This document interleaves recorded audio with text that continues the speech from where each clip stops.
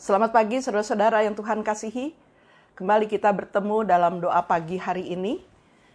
Dan sebelum kita bersama-sama membaca serta mendengarkan, merenungkan firman Tuhan, mari kita mempersiapkan hati kita terlebih dahulu dengan menaikkan pujian dari pelengkap Kidung Jemaat nomor 198, Di Hatiku Ya Yesus.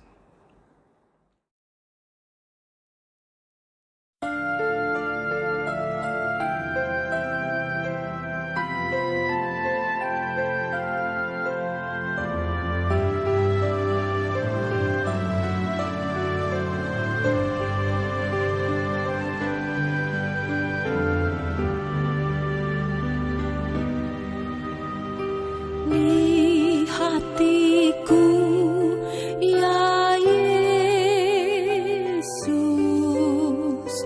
Tuhan bersabdalah,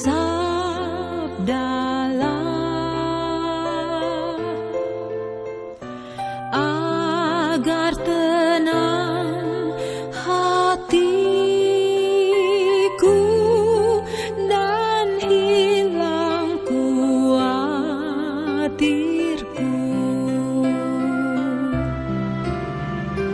Di hatiku, ya di hatiku, Tuhan bersabdalah,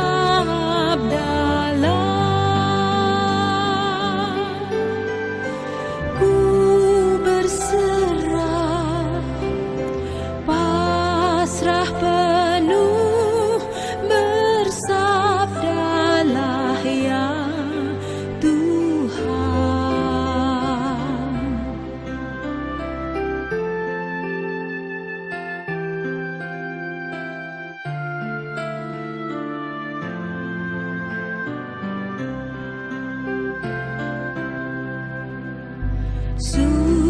Sucikanlah ya Yesus diriku yang cemar, pakailah aku Tuhan, meraih yang sesat. Di hatiku, ya di hatiku, Tuhan bersabdalah,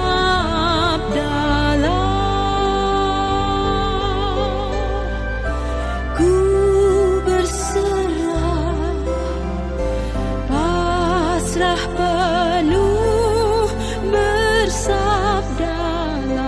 ya Tuhan.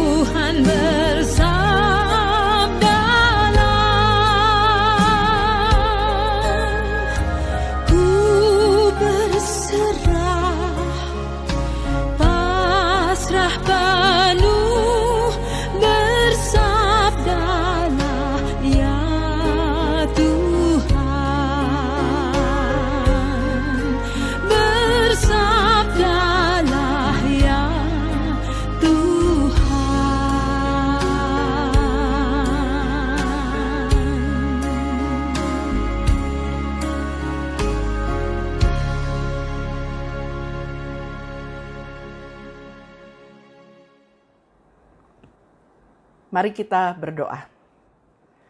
Bapa kami yang di surga, di pagi hari ini kami datang ke hadapan-Mu. Kami bersyukur untuk waktu istirahat yang sudah Engkau berikan pada kami di malam yang baru saja berlalu. Dan Engkau memberikan kembali kami hari yang baru untuk kami kembali boleh menjalani hidup kami hari ini. Dengan segala rencana, dengan segala tugas tanggung jawab yang harus kami lakukan pada hari ini. Sebelum memulai dengan semuanya itu ya Bapa, kami mau membaca serta merenungkan akan firman Tuhan. Tolong kami, mampukan kami untuk kami dapat memahami firman-Mu dengan benar. Roh Kudus, mampukan kami untuk kami dapat memahaminya dan juga dapat melakukannya dalam hidup kami sebagai anak-anak Tuhan. Terima kasih ya Bapa, kami serahkan seluruhnya hanya ke dalam tangan kasih-Mu. Dalam nama Tuhan Yesus kami berdoa dan mengucap syukur. Amin. Saudara-saudara, pada pagi hari ini kita akan membaca bagian Alkitab dari kitab Amsal pasal 29, ayatnya yang ke-19. Amsal 29 ayat 19. Dengan kata-kata saja, seorang hamba tidak dapat diajari. Sebab walaupun ia mengerti, namun ia tidak mengindahkannya. Saudara-saudara, ada sebuah cerita lama yang mungkin saudara juga sudah pernah mendengarkannya, di mana diceritakan ada seorang pendeta muda yang sedang melayani di sebuah desa. Pada satu malam, ketika pendeta ini hendak beristirahat, datanglah seorang anak kecil berteriak-teriak memanggil pendeta. Pak Pendeta, tolong saya. Di rumah saya ada yang sakit. Tolong Pak Pendeta doakan. Karena waktu dipanggil oleh anak kecil ini, sebenarnya Pak Pendeta ini sudah mengantuk, sudah hampir saja tidur. Dia lelah, tapi karena anak kecil ini terus meminta, maka dengan terpaksa berangkatlah dia ke rumah si anak tadi. Waktu sampai di rumah anak kecil ini, Pak Pendeta bertanya kepada si anak, mana yang sakit? Maka si anak menunjukkan seekor anak kerbau di pojok rumahnya. Pak Pendeta melihat itu sambil dalam hatinya menggerutu, waduh, ternyata aku dipanggil hanya untuk diminta mendoakan seekor kerbau di sini. Tapi karena si anak meminta, maka berdoalah pendeta itu dengan disaksikan anak kecil tadi. Pendeta ini berdoa, kami doakan kerbau ini, kalau mau mati, matilah. Tapi kalau mau sembuh, sembuhlah. Amin. Saudara-saudara, anak kecil ini tentu sangat berterima kasih kepada Pak Pendeta berkat doanya. Beberapa hari kemudian kerbaunya sembuh. Dan sebagai ucapan terima kasih, anak kecil ini juga kemudian pada suatu saat membawa sebuah bingkisan kecil untuk Pak Pendeta. Tapi waktu dia sampai di rumah Pak Pendeta, anak ini mendapati bahwa Pak Pendeta juga sedang tergolek sakit. Maka anak kecil ini bertanya, Pak Pendeta, bolehkah saya mendoakan untuk kesembuhan Bapak? Tentu saja boleh. Pendeta itu menjawab pertanyaan atau permohonan anak kecil tadi. Maka dengan kesungguhan hati berdoalah anak kecil tadi. Dia mengatakan, aku berdoa untuk pendetaku. Kalau mau mati, matilah. Tapi kalau mau sembuh, sembuhlah. Amin. Saudara, kita mungkin tersenyum mendengar cerita ini. Cerita mengenai keteladanan yang seringkali tanpa kita sadari atau kita lupa bahwa seringkali orang meniru atau ditiru oleh orang lain. Teladan adalah sesuatu yang memang atau sesuatu yang patut ditiru atau baik untuk dicontoh. Ya, bisa perbuatan, bisa berupa kelakuan, bisa sifat. Ya, jadi sesuatu yang patut ditiru, yang dilakukan kemudian diikuti oleh orang lain. Teladan itu bisa mengenai hal-hal yang baik yang diteladankan, tapi juga sebenarnya bisa hal-hal yang tidak baik. Kalau kita seringkali mengatakan bahwa anak-anak memang paling mudah meniru apa yang ada di sekitarnya, khususnya tentu dari orang tuanya. Bukankah ketika ia berhasil satu hari tiba-tiba dia mengatakan mama, papa, atau minta susu, itu karena dia mendengar setiap hari. Makanya banyak yang memanggil pasangannya kemudian dengan mama atau papa, ya supaya si anak juga mengikuti. Meniru gerak-gerik orang-orang sekitarnya, bahkan dalam keteladanan iman pun begitu. Contohnya, seorang anak diajarkan misalnya oleh orang tuanya untuk berdoa. Ayo, kamu harus berdoa sebelum tidur, berdoa sebelum makan. Tapi kemudian si anak tidak pernah melihat orang tuanya berdoa. Atau tidak pernah melihat orang tuanya melakukan apa yang diajarkan kepadanya. Tentu anak-anak sekarang ini pasti walaupun masih kecil dia akan protes. Dia akan bertanya, mengapa saya harus berdoa sedangkan papa mama tidak pernah berdoa? Atau saya seringkali mengatakan bahwa mengajarkan anak untuk bisa mengucap syukur, untuk bisa berterima kasih kepada Tuhan. Tentu itu harus diteladankan oleh orang tuanya, di mana orang tuanya mengajari apa itu berterima kasih. Tapi kalau yang ada adalah bagaimana orang tuanya selalu mengeluh, selalu mengatakan bahwa bagaimana Tuhan kok tidak memberi apa yang kita inginkan, maka anak akan berpikir, itulah yang dinamakan mengucap syukur. Dia akan meniru. Saudara-saudara, itulah sebabnya mengapa bagi sebagian orang ada kata-kata tidak sopan atau kasar yang diucapkan begitu saja ketika marah, tapi bagi dia tidak jadi masalah atau biasa saja ketika dia mengucapkannya. Tapi tidak bagi yang lain, karena dia tidak diajarkan begitu.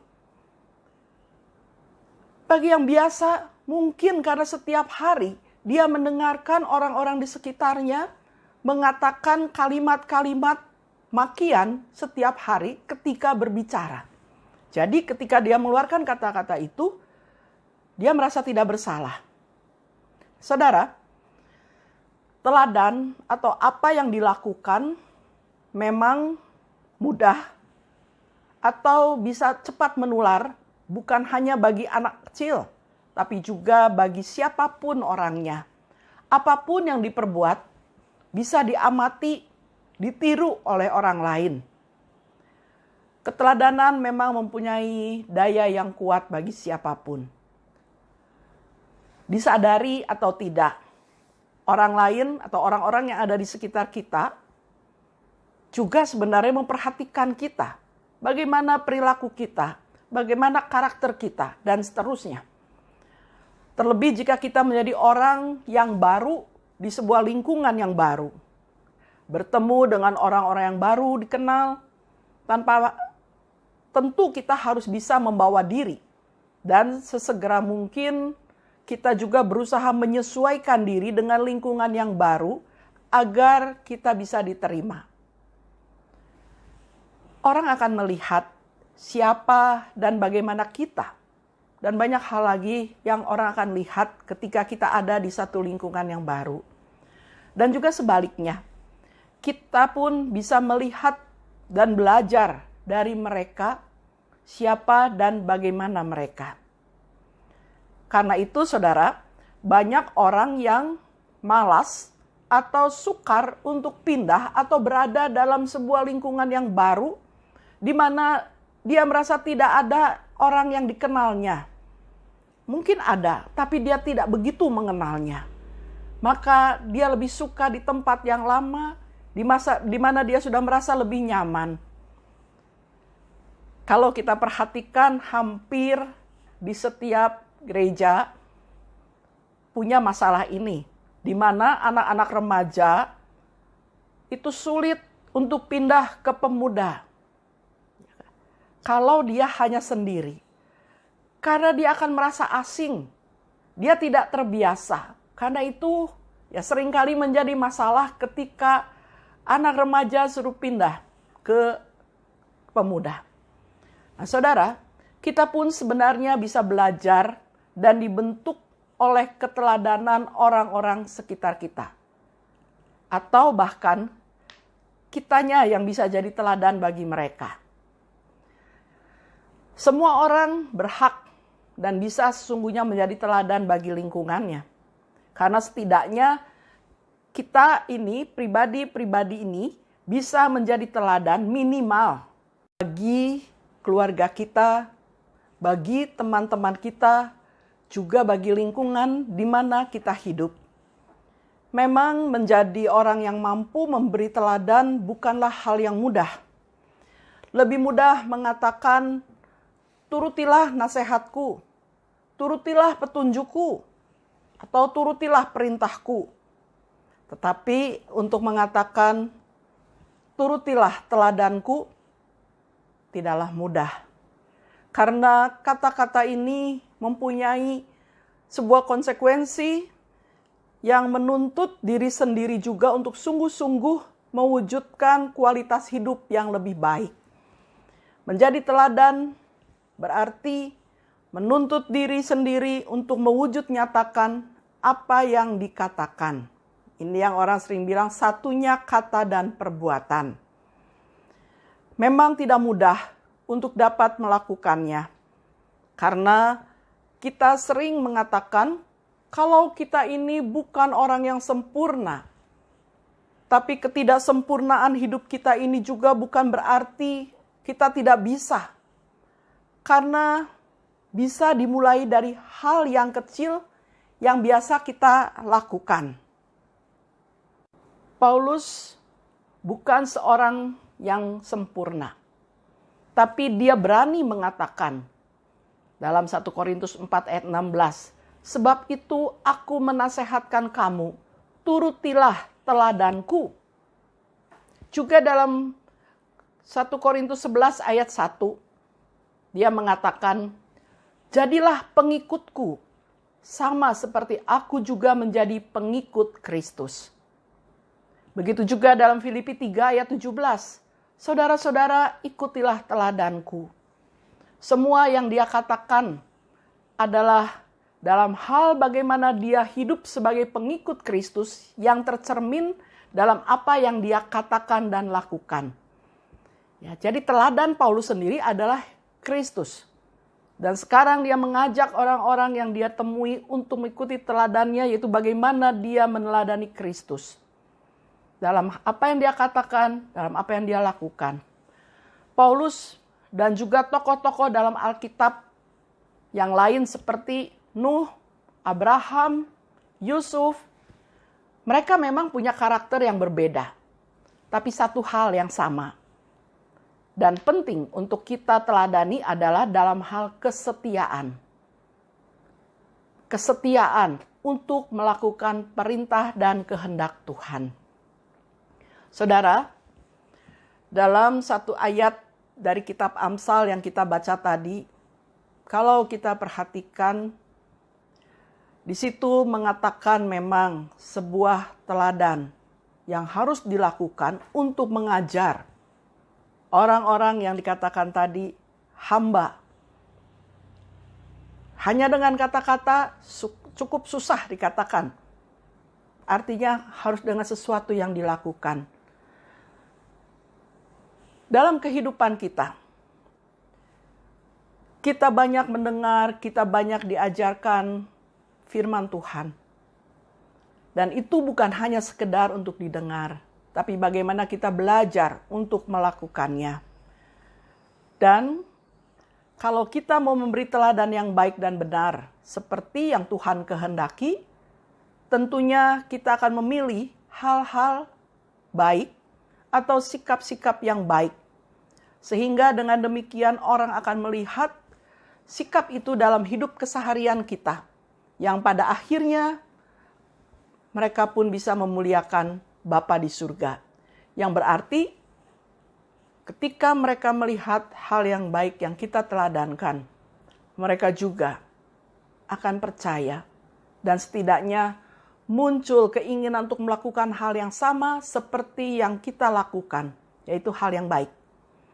Saudara-saudara yang Tuhan kasihi, teladan sejati kita adalah Tuhan Yesus Kristus, di mana Ia sudah memberikan keteladanan gaya hidup kekristenan yang mulia.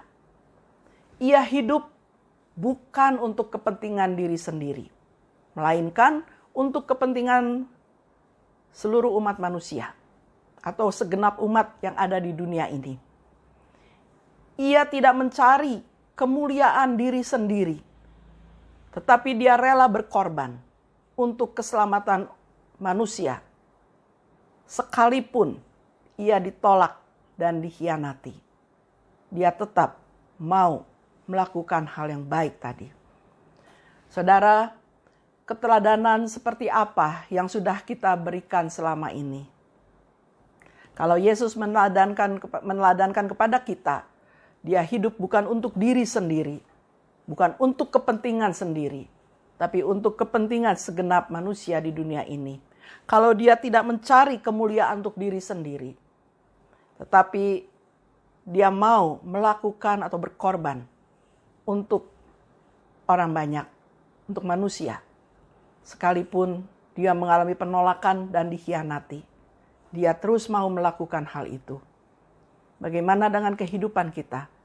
Keteladanan seperti apa yang sudah kita berikan selama ini? Sudahkah kita memberikan keteladanan seperti yang Tuhan inginkan dari diri kita bagi orang lain? Hari ini kita diajak untuk memberikan teladan seperti yang Tuhan inginkan dari apa yang kita tahu dan dari apa yang kita mengerti dari firman Tuhan dalam kehidupan pribadi kita, di komunitas kita masing-masing. Bisa di lingkungan keluarga kita atau di tempat kerja kita. Amin. Mari saudara, kita satu di dalam doa. Kembali kami datang ke hadapan-Mu ya Bapa, dan sungguh kami bersyukur karena kami memiliki Allah yang begitu mengasihi kami, Allah yang peduli terhadap kami, Allah yang selalu mengajar kepada kami, mengingatkan kami untuk kami dapat hidup sebagaimana yang Engkau kehendaki. Untuk kami mau melakukan apa yang sudah Engkau ajarkan kepada kami melalui kebenaran firman Tuhan.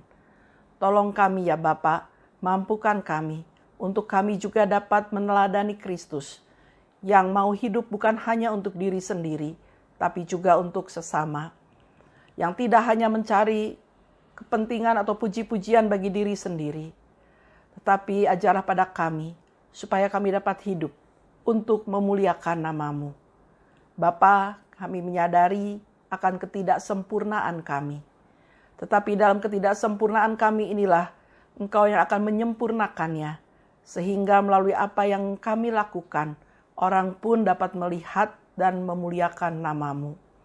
Terima kasih Bapa, pada pagi hari ini kami juga teringat akan saudara-saudara kami yang ada dalam pergumulan. Mereka yang sakit, Tuhan tolonglah mereka, kuatkan dan berkati waktu-waktu istirahat maupun pengobatan yang tengah mereka jalani.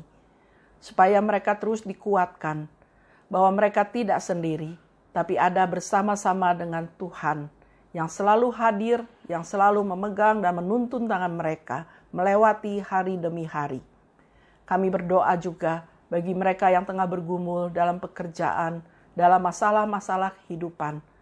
Tolonglah mereka ya Bapa supaya mereka tidak kehilangan pengharapan, tapi juga mereka boleh terus bersandar dan bergantung kepadamu saja, karena kami percaya di dalam dan bersama dengan Tuhan selalu ada jalan yang sesuai dengan waktu dan cara Tuhan.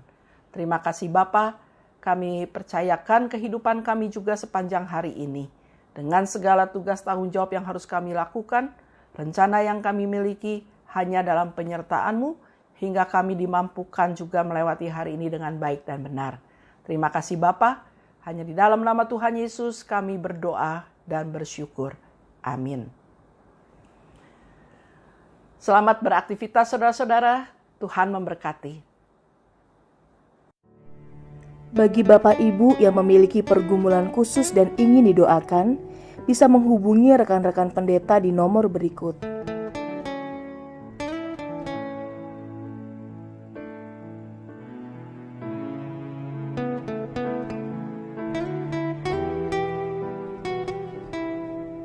Tuhan Yesus memberkati.